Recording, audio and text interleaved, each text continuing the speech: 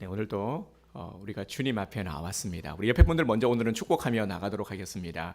5월 한 달간 참으로 수고 많으셨습니다. 자, 이렇게 5월 한 달간 참으로 수고 많으셨습니다.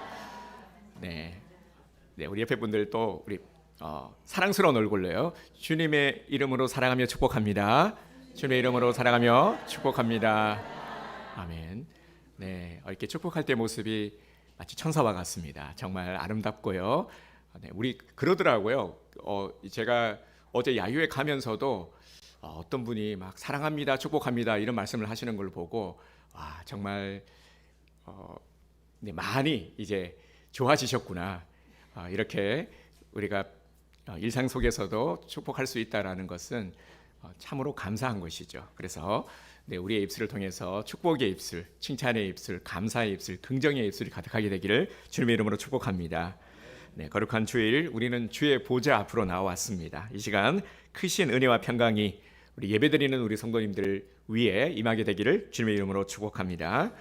네, 우리는 살아가면서 수많은 사람들을 만나게 되죠. 지금까지도 참 많은 사람들이 스쳐 지나갔습니다. 기억에 남는 사람들도 있고 가물해진 그런 사람들도 있습니다. 어떤 사람은 얼굴은 생각이 잘 안 나는데 함께 나누고 했던 일들이 또 기억에 남기도 하죠. 근데 가끔 이런 생각이 들 때도 있습니다. 저 사람의 모습은 진짜 모습일까? 저 사람의 마음 본심은 무엇일까? 진심일까? 네, 이런 생각이 들 때가 있습니다. 누가 그러더라고요. 네, 실제로 있었던 일이기도 한데 한 자매님이 이제 형제 남자분이 청혼을 해왔는데 남자의 속마음을 알려면은 등산을 해봐라라는 말이 기억에 남더라고 해요. 그러니까 이건 실제 얘기입니다. 제가 이제 아는 누님이 저한테 해주신 얘기인데 아니 그래서 제법 난이도가 있는 한 몇 시간, 4-5시간을 가야 정상에 이를 수 있는 산 등반을 했다라는 거예요. 그래서 정말 가면서 정상까지 찍고 내려와서 청혼을 받아들였다. 네, 잘 살고 계시는지는 잘 모르겠습니다만 네, 그런 얘기도 들었어요. 그런데 어느 정도는 좀 일리가 있는 말 같아요. 산을 자주 다니신 분들 아시겠지만 산을 자주 다니시는 분도 가파른 산을 올라가는 일은 힘듭니다. 매번 힘듦을 느끼지만 하지만 정상에 올라갔을 때의 그 성취감이 있는 것이죠. 올라갈 때 체력도 바닥이 나게 되고 또 엄청난 인내와 끈기가 필요한 법이죠. 또 어떤 이들은요 이런 말을 합니다. 사람을 알려면 돈 거래를 해보면 알 수 있습니다. 네, 여기도 아마 공감하시는 분들이 많으실 것 같은데 이익과 손해 앞에서 사람이 얼마나 간사해 줄 수 있는지 혹은 얼마나 믿고 일할 수 있는지 이 신실함을 알 수 있기 때문이라고 합니다. 누군가는 다른 사람의 험담을 들었을 때에 어떻게 반응하는지 또 평소에 말하는 언어 습관이나 아래 사람을 대하는 태도 속에서 그 사람의 진짜 인격이 드러난다 말합니다. 자, 이런 것들은 우리가 어느 정도 공감할 수 있는 말들이죠. 여러분들은 어떻습니까? 어떨 때 상대방의 모습에서 그 진실함을 보게 되십니까? 그리고 나 자신, 나는 어떤 위기나 이제 참으로 힘겨운 상황 속에서 내 진짜 모습을 드러내게 됩니까? 19세기에 미국의 유명한 설교가인 무디 목사님이 계신데요. 이 무디 목사님이 사람의 참된 인격에 대해서 아주 유명한 말을 남겼습니다. 어떤 말을 남겼냐면요. 한 사람의 진짜 인격은 아무도 보는 사람이 없을 때 그가 무엇을 하는가를 보면 알 수 있고 또한 그의 인생의 가장 어두운 밤, 즉 극심한 위기를 만났을 때 어떤 태도를 취하는가를 보면 알 수 있다라는 말을 했습니다. 여러분 공감이 되십니까? 네, 평안할 때는 다 좋아 보입니다. 사람이 평안하고 그죠? 기분이 좋으면은 웃음도 짓게 되고 여유도 있죠. 친절한 말도 건넬 수 있습니다. 근데 내 삶이 송두리째 흔들릴 때 어떤 큰 극심한 문제 앞에 있을 때 그럴 때 과연 좋은 말, 좋은 인상을 보일 수 있을까요? 마음의 평정을 유지할 수 있습니까? 사람이 바닥을 드러낸다고 하잖아요. 이 바닥을 드러낼 때는 극한 어려움 속에서는 그 사람의 바닥이 드러난다. 진짜 모습이 적나라하게 드러나게 되는 법이죠. 인간의 진심과 본심이 가장 처절하고도 완벽하게 드러나는 순간이 있다면 그것은 바로 죽음을 앞둔 순간일 겁니다. 죽음이라는 이 절대적인 벽 앞에 서게 되면 사람은 그동안 손에 쥐려고 했던 버둥거리던 모든 것들을 욕심의 무게를 다 내려놓게 되죠. 뭐 쥐고 있어 봤자 소용이 없기 때문에 죽음 앞에 무슨 소용이 있겠습니까? 그제서야 쥐고 있던 것들을 조금씩 펼치게 되는 것이죠. 그래서 숨겨놓았던 비밀 이야기도 하게 되고 인생에서 가장 소중한 가치만을 남긴 채 가장 솔직하고 진지한 태도를 취하게 됩니다. 오늘 본문은 바로 그 죽음의 한복판에 서 있는 한 사람을 우리에게 조명하고 있습니다.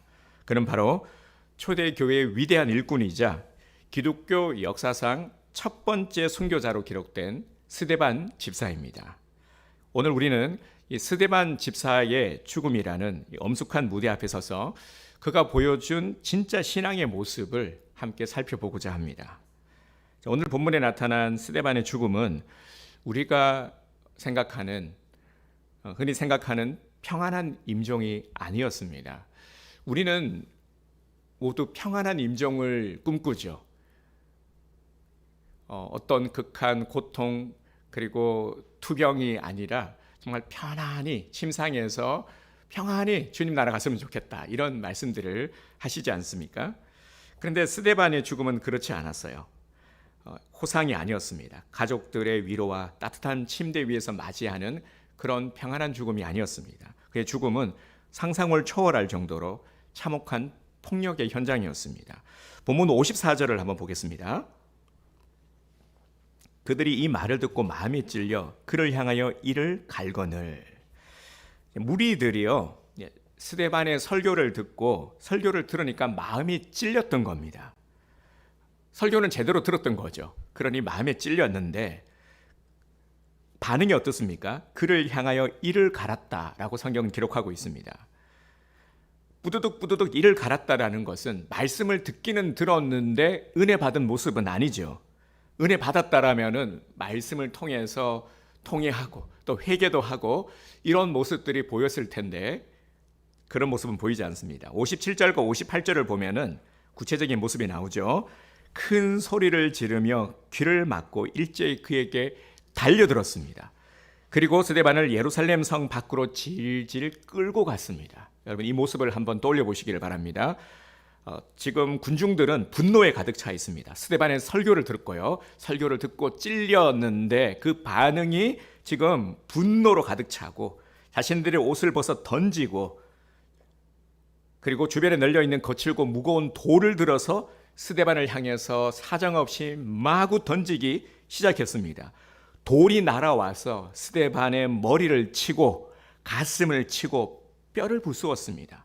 군중들은 침을 뱉고 고함을 지르며 스데반을 짓밟았습니다.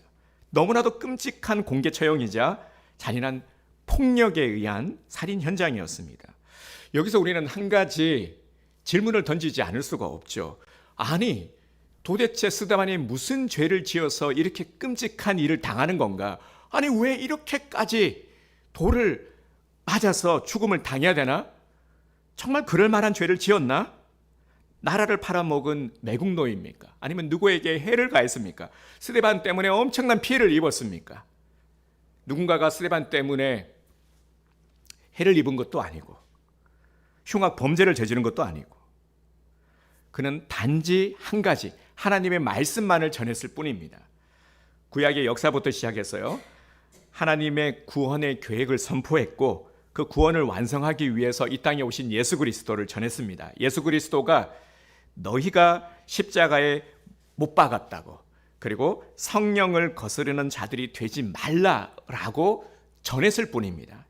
이 말씀에 찔렸는 거죠. 가슴이 찔렸던 겁니다. 그래서 복음을 전했다라는 이유로 진리를 선포했다라는 이유로 지금 짐승처럼 끌어다가 돌로 쳐서 스데반을 죽인 것입니다. 그런데 성도 여러분, 오늘 본문에서 우리를 충격에 빠뜨리는 것은요, 군중들의 이 잔인함이 아닙니다.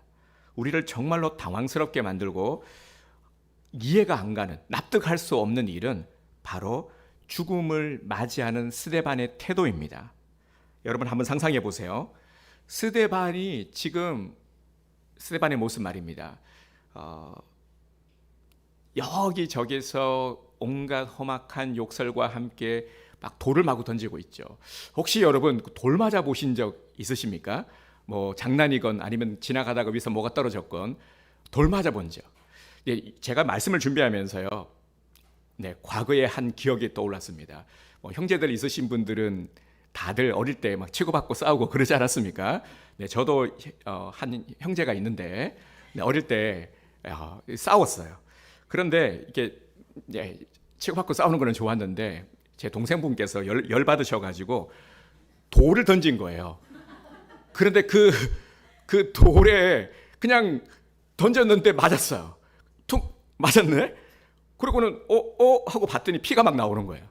그 순간 저는 죽었다. 큰일 났다. 엄마한테 맞아 죽겠다가 더 무서웠던 거죠. 어릴 때 그랬던 기억이 있습니다. 우리 동생분께서는 기억하실려나 모르겠어요. 원래 돌 던진 자는 기억 못하고 돌 맞은 자는 기억을 하는데 제 기억이 한 2번 맞았던 것 같은데 돌을 맞아보신 분들은 알겠지만 이게 아파요.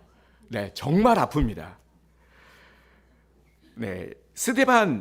내가 스데반 같은 상황이라면은 여러분 한번 정말 진지하게 한번 상상을 한번 해보세요.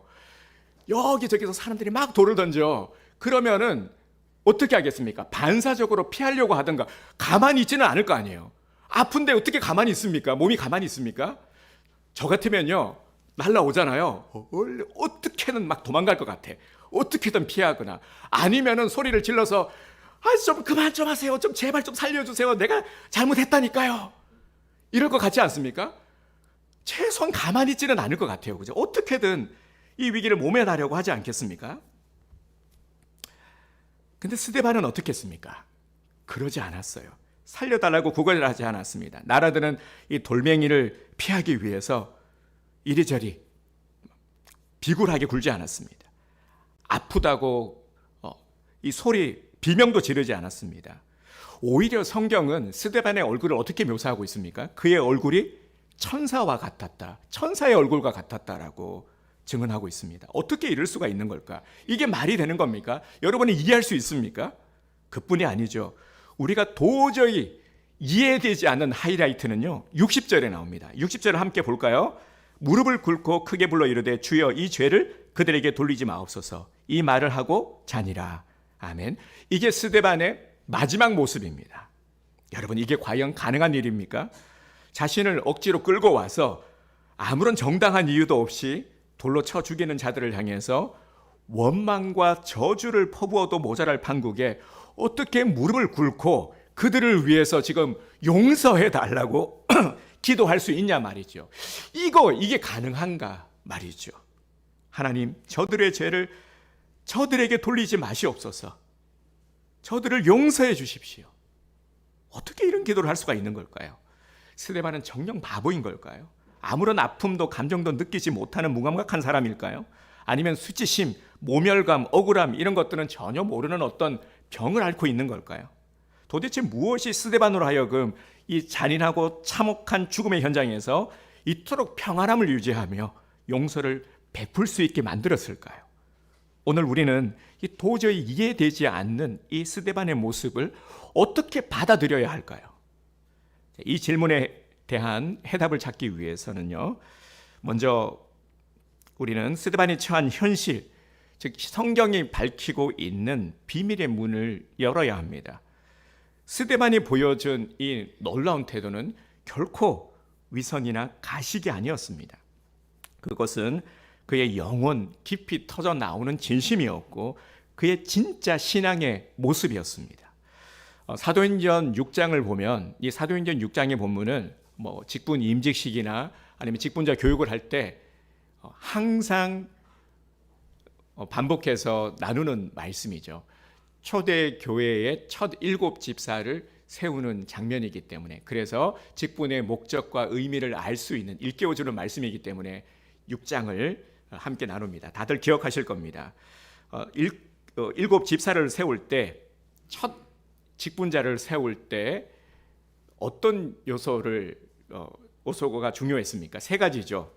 성령과 지혜가 충만하여 칭찬받는 사람, 스데반이 이에 합당한 사람이었다라는 겁니다. 그러니까 스데반의 신앙은 성령과 지혜가 충만하여 칭찬받는 사람이었던 것이죠. 스데반은 평소의 삶 속에서 이미 하나님과 깊이 동행하며 자기 부인의 삶을 살았던 진짜 그리스도인, 진짜 신앙인이었습니다. 여러분, 이제 스데반 집사가 이렇게 순교를 하게 되었는데, 순교라는 것이요, 쉬운 일이 아니죠. 이 순교라는 것이 어느 날 갑자기 할 수 있는 것이 아닙니다. 우리가 신앙 생활을 한다고 해서 다 순교할 수 있습니까?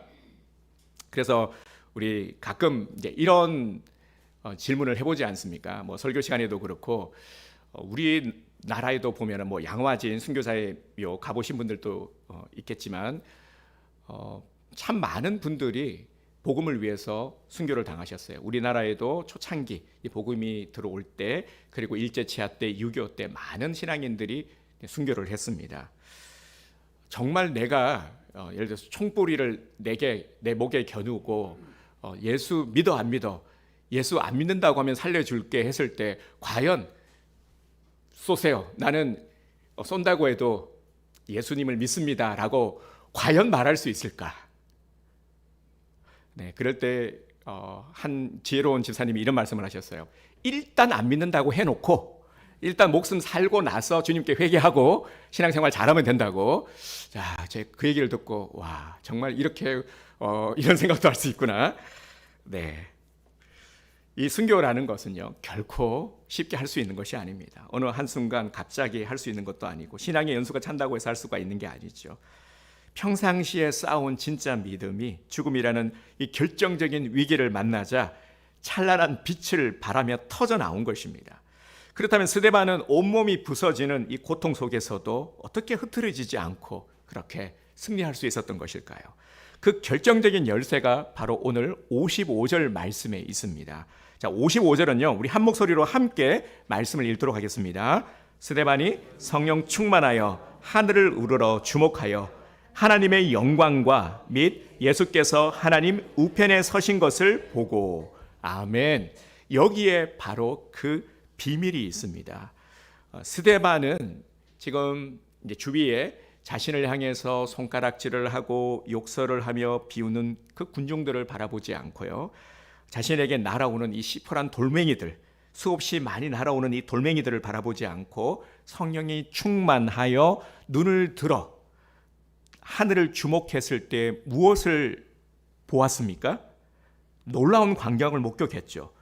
바로 하나님의 영광의 빛을 바라본 겁니다. 예수님께서 하나님 우편에 서신 것, 하나님 우편에 서 계신 그 영광의 빛을 바라본 것이죠. 우리가 성경을 보면서 발견하게 되는 특징이요, 특징 중 하나가 부활하시고 승천한 예수님을 이제 말씀할 때 대개 뭐라고 말씀합니까? 하나님 우편 보좌에 앉아 계신 예수님. 성경을 한번 보세요. 다 되게 그렇게 기록을 합니다. 묘사를 합니다. 예수님을 묘사할 때 하나님 우편에 앉아 계신다라고 말씀을 하고 있는데, 그런데 오늘 본문에서는요, 한 가지 다른 것을 발견하게 될 겁니다. 예수님이 앉아 계십니까? 서 계십니까? 서 계세요. 근데 이게 놀라운 특징입니다. 앉아 계시지 않고 서 계신다라고 기록하고 있어요. 55절에 이어서 56절에도 인자가 하나님 우편에 서신 것을 보노라 하며 예수님이 서 계심을 강조합니다. 다른 성경은요, 보좌에 앉아 계신 예수님인데 이 장면에서만 서 계신 예수님이에요. 예수님은 앉아 계시지 않고 보좌에서 일어서 계시는 거예요. 스데반이 바라본 예수님의 모습은 보좌에 서 계신 예수님을 바라본 것입니다. 왜 그럴까요? 왜일까요? 왜 서 계셨을까요? 예수님의 입장에서요, 자신의 복음을 전하다가 돌에 맞아 죽어가는 이 사랑하는 아들 이 스데반을 앉아서 볼 수 없었기 때문인 것이죠. 그 고통을 보시고 가만히 앉아 계실 수가 없었던 것이죠. 복음을 전하기 위해서 외롭게 싸우다가 피를 흘리는 아들을 격려하기 위해서, 그리고 잠시 후면은 이제 이 땅에서의 고통을 끝내고 하늘 보좌로 올라올 이 스데반의 영혼을 맞아주시기 위해, 품어주시기 위해서 만왕의 왕이신 예수님께서는 보좌에서 벌떡 일어나신 것입니다. 스데반은 자신을 향해 서 계신 그 예수님을 바라본 것이죠. 나를 바라보며 안타까워하시고 나를 자랑스러워하시고 나를 안아주기 위해서 두 팔 벌려 준비하고 계시는 예수님. 그 예수님을 바라보는 순간 모든 고통이 사라져버리고 모든 상황들을 이겨낼 수 있게 된 것입니다. 이 모습을 보면서요, 베드로와 야고보와 요한이 변화산에서 그 영광의 빛에 취하지 않았습니까? 여기가 좋사오니, 그 영광의 빛 속에 있을 때 그 장면과 함께 오버랩이 되는 것 같습니다. 바로 스데반도 마찬가지였죠. 그 영광의 빛을 바라보니까 그냥 육신의 고통 이런 것 따위는 더 이상 문제가 되지 않았던 것입니다. 오늘 본문이 우리에게 주시는 영적 메시지가 무엇입니까? 스데반이 서 있던 그곳은 바로 예수님이 서 계셨던 자리였음을 알아야 하는 것입니다. 스데반이 죽음 앞에서도 당당하고 평안할 수 있었던 그 이유는 지금 자기가 서 있는 이 순교의 자리가 일찍이 자신의 스승이자 구원자이신 예수님이 서 계셨던 자리임을 알았기 때문입니다. 이것을 깨달았던 것이죠. 여러분, 예수님이 서 계셨던 이 땅의 자리는 어떤 자리였습니까? 그 자리는 역시 많은 사람들에게 무시당하고 침뱉음을 당하고 멸시와 모욕을 당하던 자리였습니다.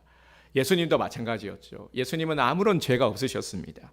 아무런 죄가 없으신 예수님의 옷을 갈기갈기 찢기고요, 십자가에 매달아 채찍질하고 온갖 모욕과 능욕을 당하게 한 고난의 자리였습니다. 그것이 예수님의 자리였어요. 이 땅에서요.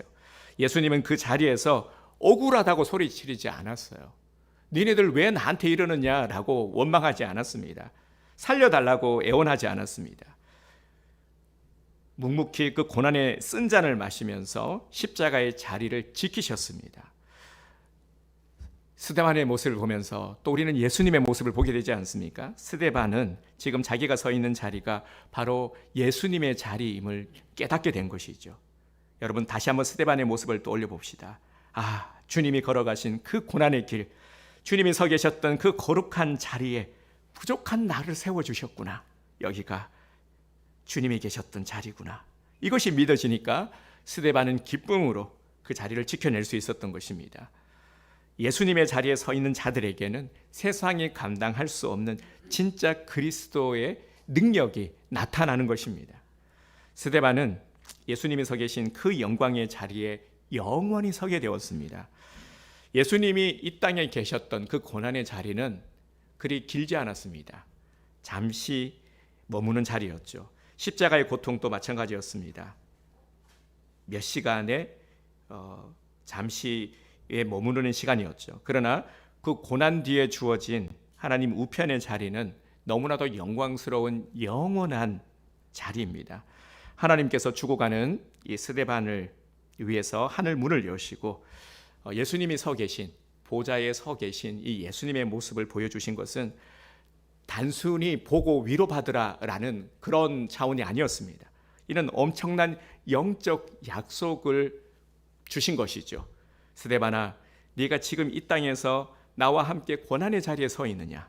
그렇다면 잠시 후면 너도 내가 서 있는 이 영광의 자리에 나와 함께 영원히 서게 될 것이다.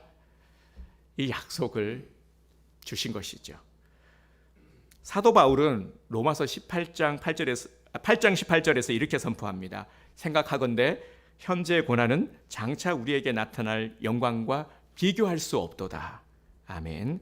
우리가 잠시 이 땅에서 주를 위해서, 교회를 위해 서 있는 이 고난과 헌신의 자리는 유한합니다. 그러나 그 자리를 믿음으로 지켜낸 자들에게 주어지는 그 영원한 자리는 하늘의 영광스러운 보좌인 줄 믿습니다. 네, 이제 지금 우리들의 모습을 한번 돌아보기 원합니다.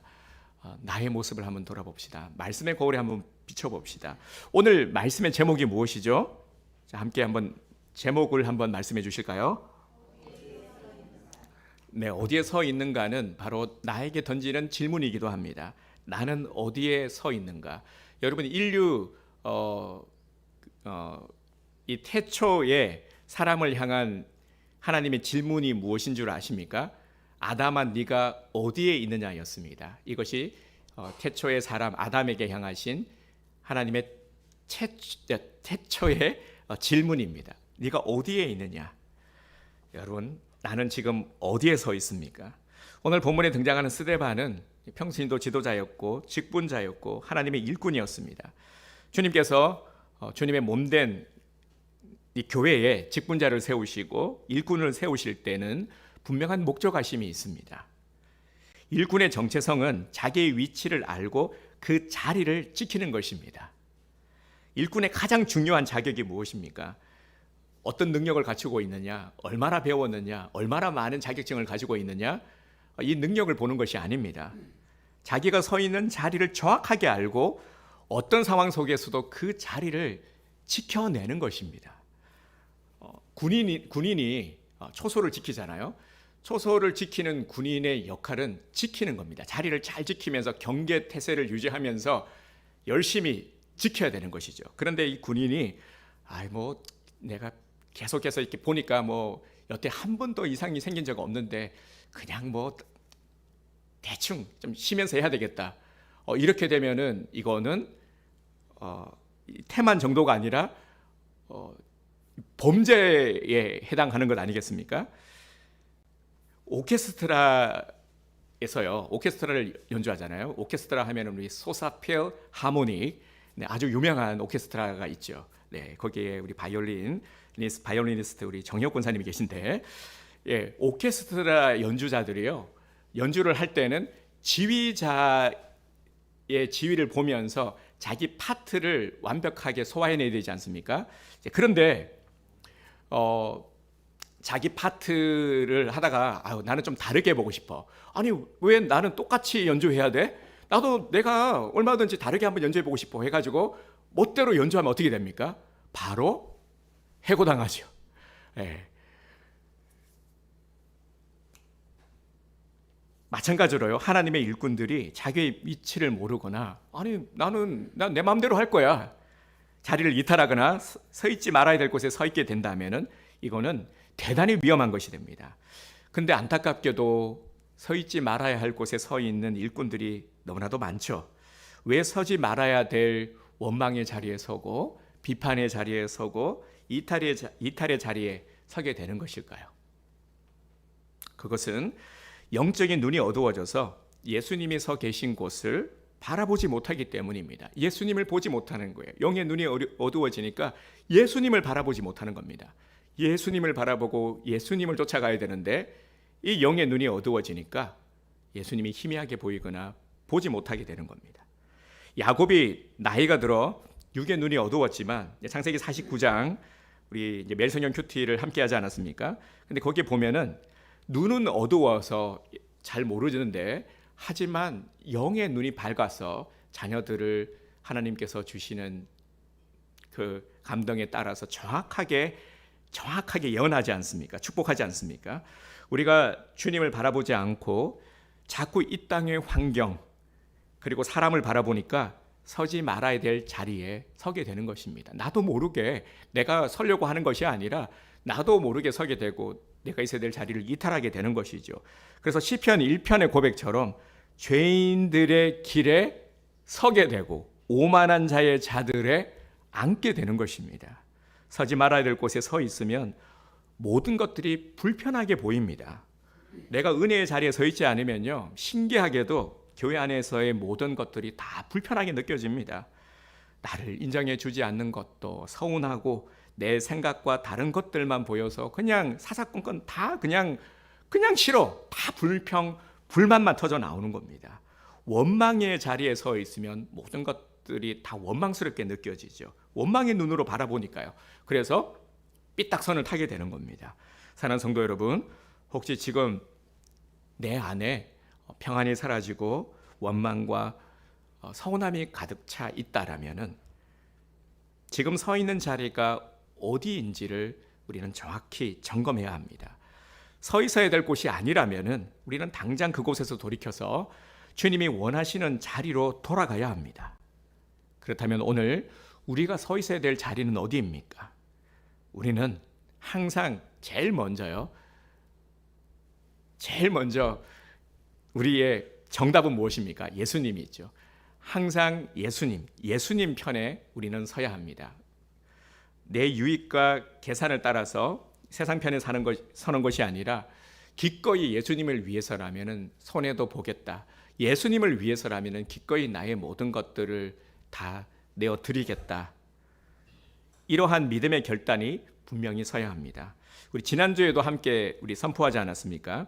이스라엘이 광야 생활을 끝내고요, 가나안에 정착하는 과정에서 이스라엘 백성들이 보니까 이 계속해서 떠돌이 생활을 하다가 유랑민 생활을 하다가 가나안에 정착해 있는 원주민들을 보니까 너무 좋아 보이는 거예요. 안정돼 보이고 심지어는요 너무 좋아 보이니까 그들이 섬기고 있는 이방신까지도 좋아 보이는 거예요. 사람들하고 친하게 되면서 서서히 물들어가는 것이죠. 이때 여호수아가 뭐라고 합니까? 어떤 결단을 합니까? 오직 나와 내 집은 여호와만을 섬기겠노라. 너희들 그래 마음대로 해라. 너희들이 섬기고 싶으면 섬기고 싶은 섬기고 이방신 섬기고 싶으면 섬기고 마음대로 해라. 하지만 오직 나와 내 집은, 내 식구들은 여호와만을 섬기겠노라 라고 선포하죠.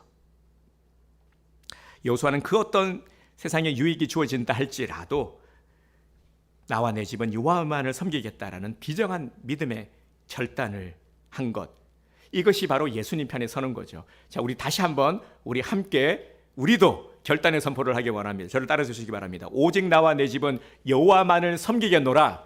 오직 나와 내 집은 여호와만을 섬기겠노라. 오직 나와 내 집은 여호와만을 섬기겠노라. 오직 나와 내 집은 여호와만을 섬기겠노라. 아멘. 여호수아의 심정으로 선포하시기를 바랍니다. 네. 예수님처럼 생각하고요, 예수님처럼 말하고 예수님처럼 용서하는 자가 진짜 예수님 편에 서 있는 자입니다. 그리고 두 번째로 우리는 교회 편에 서야 합니다.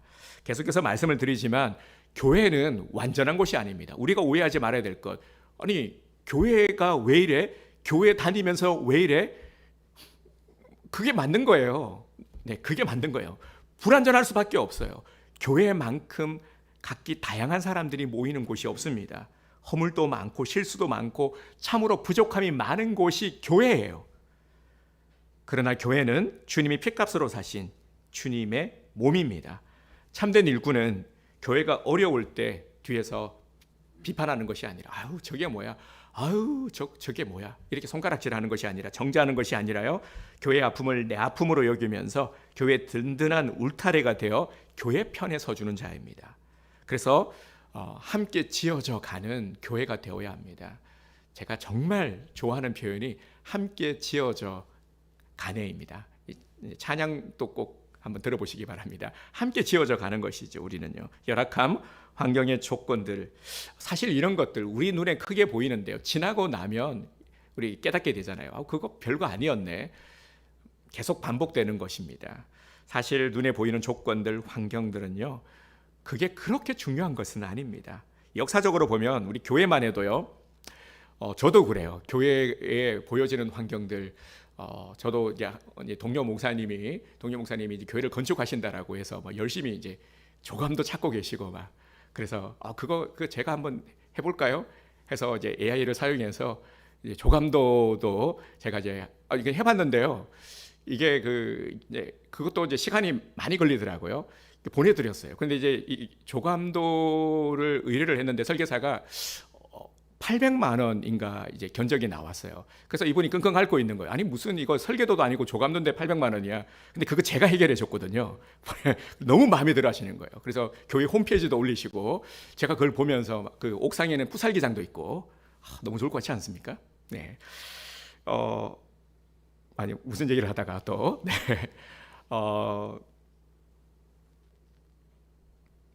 네, 교회 편에서 해야 되는, 교회 환경. 그래서 그런 이제 교회도 저도 부럽죠. 그래서 누군가가 지금 당장은 아니지만 이제 이렇게 비전을 제시하고 그런 모습을 보면 막 부럽기도 해요. 저도요. 그런데 물론 중요하죠. 그런 환경도 중요하지만 그것이 절대적인 것은 아니라는 것입니다. 역사적으로도 교회 환경이 좋았을 때가 아니라요, 좋지 않았을 때가 부흥기였습니다. 희한하지 않습니까? 초대교회 때도 그렇고 우리나라의 부흥기 때도 마찬가지였습니다. 열악함 속에서 더 복음의 열정, 구령의 열정도 있었고요, 말씀의 사모함도 있었거든요. 네, 그리고 우리는 또 목회자 편에 서야 합니다. 제가 이런 말씀을 드리는 것이 좀 간지럽기는 하지만 중요한 부분입니다. 하나님께서는 주님의 몸된 교회를 이끌어가기 위해서 목회자들을 세우셨습니다. 교회를 세우고 영적 리더십을 목회자에게 위임하셨습니다. 근데 오늘 안타까운 모습들이 많이 보이죠. 교회 안에서도 보면은 많은 분쟁들이 있습니다. 정말 많아요. 우리가 저는 이제 주변의 목사님들 얘기를 많이 듣잖아요. 목사가 제일 많이 듣는 게 교회의 소식들인데 정말 교회에 많은 분쟁들이 일어나고 있습니다. 평택의 한 목사님도, 제가 아는 목사님도요, 수년 동안 계속해서 한 게 뭐냐면 목회가 아니라 전투를 하신 겁니다. 이 분쟁을 하다가 또 뭐 노예에서도 면직을 당하는 일도 일어나고, 그런데 막 이게 이제 불거져서 사회 소송으로도 가게 되고 막 이런 모습을 보게 되는데, 그런데 교회 안에서의 분쟁은요 승자가 없어요. 다 패자일 뿐입니다. 이긴들 무슨 소용이 있겠습니까? 자폭하는 거죠. 이런 어리석음을 범하지 말아야 됩니다. 그러기 위해서 교회 리더자인 이 목회자와 우리 성도들의 유대가 굉장히 중요합니다. 그래서 목회자의 사역을 방해하거나 힘을 빼는 것이 아니라, 그 모세, 아론과 훌이 있잖아요. 모세 팔을 옆에서 이렇게 지지해 준 아론과 훌 같이 이렇게 함께 동력하는 동력자로서 우리가 든든히 서야 되는 것이죠. 그래야 교회가 영적인 질서 속에 건강하게 바로 세워져 가게 되는 것입니다. 그리고 네 번째로 우리는 약자들 편에 서야 합니다. 초대 교회가 스데반을 비롯한 7 집사를 처음 세웠을 때의 그 배경을 보면 그 목적이 일꾼이 필요했던 그 이유가 구제 사역에서 소외되고 상처받았던 과부들과 연약한 자들을 돌보기 위함이었죠. 사역자들이 본연의 그 사역을 잘 감당할 수가 없는 거죠. 그랬을 때에 함께 나누어서 동력할 수 있는 일꾼들이 필요했던 것입니다. 소외당하는 이들, 마음이 아픈 이들, 연약한 자들 편에 서서 그들의 손을 잡아줄 때 교회와 목회자는 비로소 영혼 구원이라는 이 본연의 사역에 좀 더 집중할 수 있게 되는 것이죠. 건축가들이요, 건물을 지을 때 가장 중요하게 생각하는 요소가 뭔 줄 아십니까? 주변 경관과의 조화라고 합니다. 그러니까 건물을 지을 때 우리가 생각하기에는 그냥 화려하고 삐까뻔쩍하게 잘 짓는 것이 중요하다라고 생각을 하는데, 그런데 요즘은요 그 가치가 좀 달라졌습니다. 이 기준이요. 건물이 주변의 환경과 얼마만큼 조화를 잘 이룰 수 있는가, 자연 경관을 해치지는 않는가, 마을의 풍경을 해쳐버리면은 실패한 건축이 된다라는 것이죠. 그래서 가장 위대한 건축은 그 건물이 그 자리에 들어섬으로써 주변 풍경이 오히려 살아나고 지나가는 사람들의 눈과 마음을 아름답고 평안하게 만들어주는 것, 이러함이 있는 건물의 가치를 높게 평가받는다라는 것입니다. 자, 성도 여러분, 우리들도 똑같습니다. 영적인 우리는 건축가들과 같은 겁니다. 내가 어떤 자리에 섬으로 인해서 그 자리가 살아나기도 하고, 또 반대로요, 내가 그 자리에 섬으로 인해서 주변을 해치는 것, 주변 사람들을 어둡게 만드는 그런 역할을 하기도 합니다. 바라기는 우리 온드림 교회 성도님들 모두가 다 서 있는 그 자리가 주변 사람들에게 이 흘러가는 영적인 은혜의 자리가 되기를 주님의 이름으로 축복합니다. 우리 성도님들 한 분 한 분으로 인해서 우리 성도님들이 앉아있는 그 가정의 자리에서 가정이 회복이 되고, 또 속해 있는 그런 이제 회사의 공동체 아니면은 또 다른 어떤 공동체라 할지라도 그곳이 살아나는 거예요. 나 때문에 살아나는 겁니다. 막 어두웠어요. 침침하고 어두웠는데 내가 가니까 그곳이 밝아지는 겁니다. 사람들이 얼굴이 막 살아나는 거예요. 제가 그런 말씀을 드렸는데 우리 김만기 집사님 인사하면서 집사님이 야유회 때 다 좋았는데 우리 집사님이 딱 계셨더라면 분위기가 200배 살아날 것 같다고. 우리 분위기 메이커잖아요. 우리 김만기 집사님 그렇잖아요. 이렇게 우리가 가는 곳마다 어떤 모임 어디를 참여하더라도 분위기가 확 살아나는 거죠. 네, 그렇게 될 줄 믿습니다. 네, 복의 통로, 복음의 통로, 축복의 통로가 될 줄 믿습니다. 네, 여러분 우리가 정말 살아가면서요 많은 어려운 일들을 맞이하게 됩니다. 오늘 다시 한번 좀 리마인드를 하자면은 스데반 집사님 정말 이 성 밖으로 끌려 나가서 돌에 맞으면서까지도 눈을 들어서 예수님을 바라보지 않았습니까?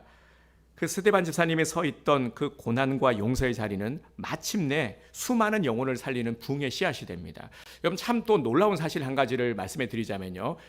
스데반 집사님이 돌에 맞아 순교하는 그 현장에 누가 있었냐면은 바로 바울이 있었습니다. 이 바울의 이제 계명 전 이름이 사울이잖아요. 이 사울이 거기에 있었어요. 청년 사울이 그의 옷을 맡아두기도 하고 순교를 당연하게 여기는, 같이 손가락질하고 같이 돌을 던지지 않았겠습니까? 그 자리에 있었던 청년 사울이 훗날 스데반에 서 있던 그 복음의 자리를 이어받아서 위대한 사도 바울이 되었던 것처럼 우리가 오늘 믿음으로 내 자리를 지켜낼 때 바로 내 자녀들이 그리고 우리의 이웃들이 그 영광스러운 자리를 이어가게 될 줄 믿습니다. 세상이 아무리 험해도요, 세상은 그럴 수밖에 없어요. 왜 이렇게 악해? 세상이니까요. 죄악 가득한 곳이니까. 이상한 게 아니죠. 요동치고 또 우리를 향해 돌멩이를 던진다 할지라도 눈을 들어 우리는 어디를 바라봐야 됩니까? 보좌 위에 서 계신 예수님을 바라보는 것이죠. 예수님을 바라보시기를 바랍니다. 예수님을 바라볼 때 우리가 어떤 곳에 있다 할지라도 그곳이 은혜의 현장으로 바뀌게 되는 놀라운 역사가 일어나게 될 줄 믿습니다. 우리 성도님들이 가는 곳마다 은혜의 자리가 되고 또 축복의 통로가 되기를 주님의 이름으로 축복합니다.